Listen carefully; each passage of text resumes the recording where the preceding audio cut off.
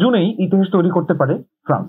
Paris থেকে এক স্পষ্ট বার্তা, ফিলিস্তিনের পাশে দাঁড়ানোর সময় এসেছে। ফ্রান্সের প্রেসিডেন্ট ইমানুয়েল মাখোঁ জানিয়েছেন, আসন্ন জুন মাসে ফিলিস্তিনিকে স্বাধীন রাষ্ট্র হিসেবে স্বীকৃতি দেওয়ারও বিষয়টি বিবেচনায় রয়েছে। একটি সাক্ষাৎকারে মাখোঁ স্পষ্ট করেন, এই সিদ্ধান্ত শুধুমাত্র ফ্রান্সের কূটনৈতিক অধিকার নয়, এটা মানবতার পক্ষেও এক গুরুত্বপূর্ণ পদক্ষেপ। হামাসের সিদ্ধান্তকে স্বাগত জানিয়ে বলেছে, এটা দখলদারিত্বের বিরুদ্ধে এক সাহসী বার্তা। তাদের মতে ফ্রান্সের মতো শক্তিশালী দেশের সমর্থন ফিলিস্তিনিদের স্বাধীনতা সংগ্রামে ন্যায্যতা এনে দেবে। তবে এর প্রতিবাদে সরব হয়েছে ইসরায়েল। ইসরায়েলের পররাষ্ট্রমন্ত্রী একে বলেছেন, একতরফা স্বীকৃতি মানে সন্ত্রাসের পক্ষে অবস্থান নেওয়া। এই মুহূর্তে জাতিসংঘের 146টি সদস্য রাষ্ট্র ফিলিস্তিনিকে স্বীকৃতি দিয়েছে। ফ্রান্সের সম্ভাব্য স্বীকৃতি আন্তর্জাতিক পরিমণ্ডলে ফিলিস্তিনি অবস্থানকে আরো জোরালো করতে পারে। বিশ্ব যখন ন্যায় এবং অন্যায়ের দ্বন্দ্বে দ্বিধাগ্রস্ত, তখন ফ্রান্সের এই সিদ্ধান্ত হতে পারে শান্তির পথে এক নতুন প্রেরণা।